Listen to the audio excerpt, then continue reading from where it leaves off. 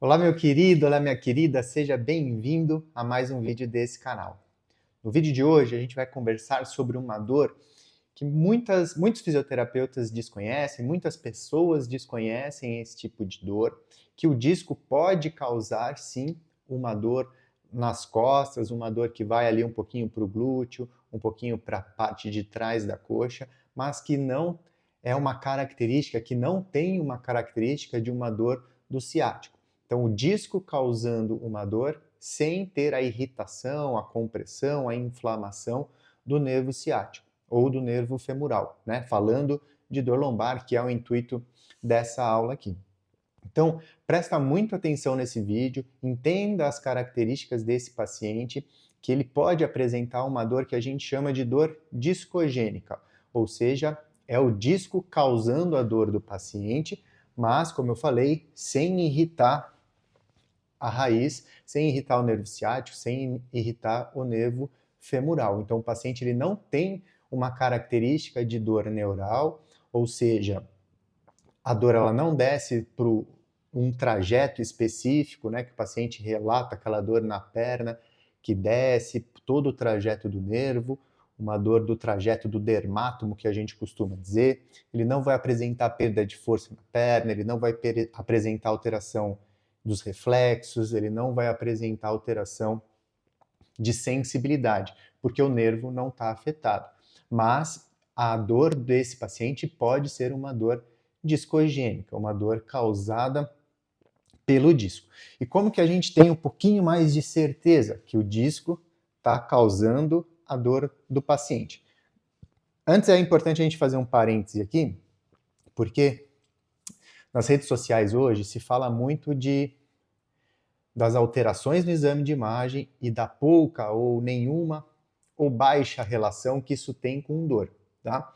Existem muitos estudos de fato mostrando que os pacientes que têm dor lombar, os pacientes que não têm dor lombar também podem apresentar algumas alterações no exame de imagem. Tá? Então, existem diversos estudos mesmo mostrando que isso é possível, ou seja, o paciente tem uma protusão, o paciente tem um abaulamento, o paciente tem diminuição do tamanho do disco, tem degeneração, bico de papagaio, todos esses processos, mas não tem dor, ok? Mas é importante que a gente entenda que alguns pacientes, principalmente com protusão, com hérnia de disco extrusa e alterações de Modic, principalmente os pacientes abaixo de 50 anos, podem ter essas alterações e isso está mais relacionado com a dor. Por isso que é importante a gente entender as características dos pacientes. Então, olhar o exame de imagem, pegar o exame de imagem, pegar a ressonância magnética do paciente,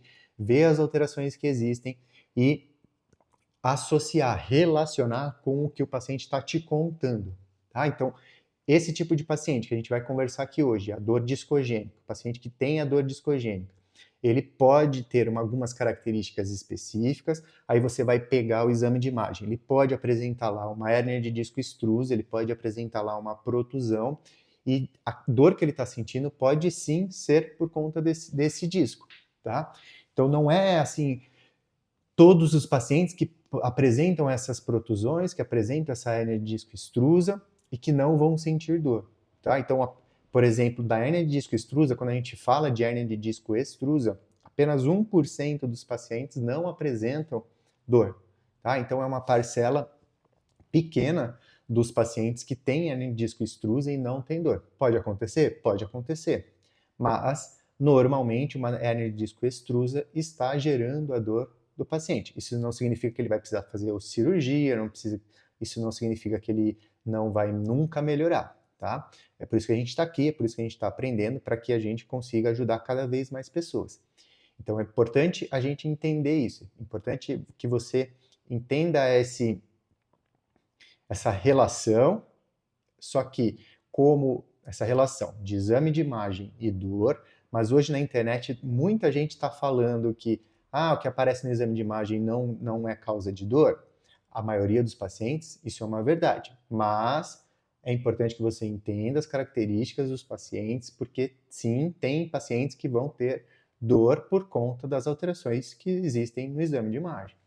E aí, se você quer ser um bom fisioterapeuta, um bom avaliador, um bom tratador, você precisa entender essas características. Tudo bem? Claro? Entendeu essa introdução? Agora a gente vai para as características do paciente com uma dor discogênica.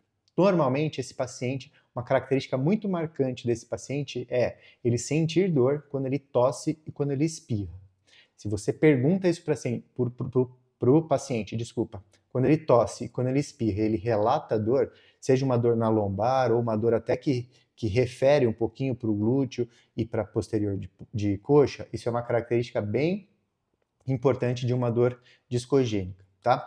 Normalmente, o paciente ele não vai sentir a dor irradiada para a perna, ele não vai sentir aquela dor característica do ciático, como eu falei. Então, mas ele pode ter uma dor referida, uma dor que às vezes desce um pouco para o glúteo, que desce um pouco para a coxa, que desce um pouco para a virilha, dependendo da altura, do nível que esse paciente apresenta uma protusão, uma hernia de disco extrusa. Tudo bem? Ele pode apresentar o LASEG, o teste de LASEG negativo, mas o SLAMP test é onde a gente gera uma tensão maior em toda a região do tubo neural, esse paciente pode sentir desconforto, pode sentir dor. E muitas vezes não é uma dor que vai lá para a panturrilha e pé. Quando você faz o SLAMP, quando você faz o teste, ele pode sentir dor na lombar ou uma dor ali glúteo posterior de coxa. Por isso que é importante você saber avaliar bem o paciente para entender essa diferença, entender essas características. Esse paciente ele vai dizer para você que levantar da cadeira é difícil, ele sair do carro é difícil, é doloroso, ele sempre se sente um pouquinho mais travado, tá? Realizar a flexão do tronco também é um pouquinho mais doloroso, então é mais difícil de ele fazer a flexão, é mais difícil de ele abaixar e também é mais doloroso. Ele também se sente um pouquinho mais travado, tá? Ele vai falar para você que os sintomas de manhã, os sintomas pela manhã ao levantar da cama e as atividades que ele vai fazer de manhã, ele vai se sentir mais rígido, ele vai se sentir mais travado, entre aspas, tá? Vai ser mais difícil, mais travado é a palavra mesmo que ele vai mais utilizar, tá? Não travado de que ele não consegue se mexer muito, mas ele tem os movimentos um pouco mais duros, mais rígidos para fazer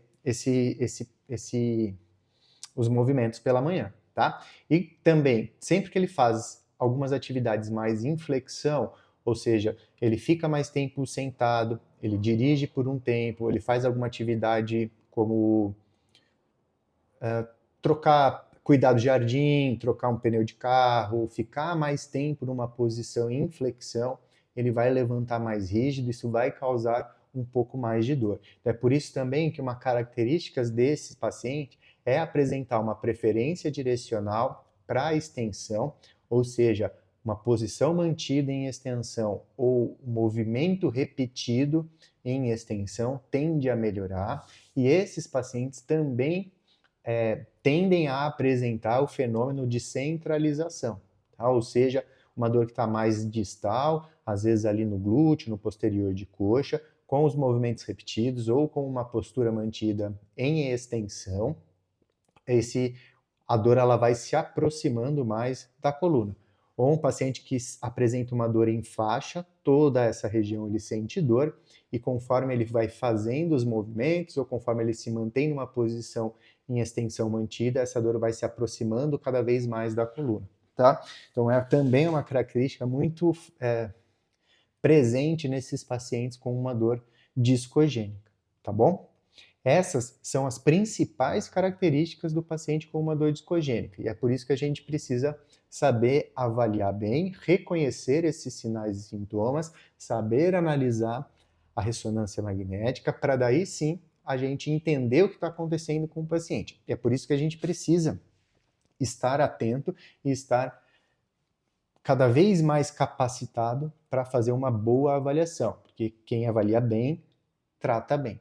Tá? Então, como tratamento esses pacientes, a ferramenta principal normalmente são os movimentos repetidos ou a postura mantida. Tá? Você pode utilizar a terapia manual, em alguns casos a mobilização neural vai ajudar bastante também esse paciente a se sentir, a ter mais alívio, tá? Mas são recursos que a gente precisa ter, utilizar, mas antes de ter e utilizar esses recursos, é importante que você saiba avaliar, que você entenda o que está acontecendo com o paciente.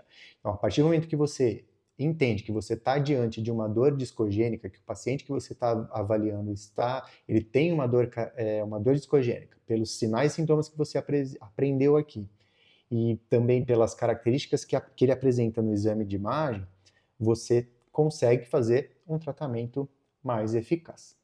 Tá legal? Espero que tenha ficado claro para você esse vídeo, espero que você tenha entendido um pouco mais sobre a dor discogênica, e se você quer aprender a avaliar, tratar, ter mais conhecimento sobre a avaliação e o tratamento da coluna lombar, eu vou deixar o link aqui embaixo na descrição do MAT, o meu método de avaliação e tratamento da coluna lombar, onde você vai aprender a tratar e avaliar todos os pacientes com problemas na coluna, tá? Dos pacientes agudos, crônicos, hérnia de disco, estenose, tudo que você precisa saber para ter total segurança na avaliação, total segurança no tratamento e melhorar os resultados com os seus pacientes. Tá legal? Até mais, até o próximo vídeo.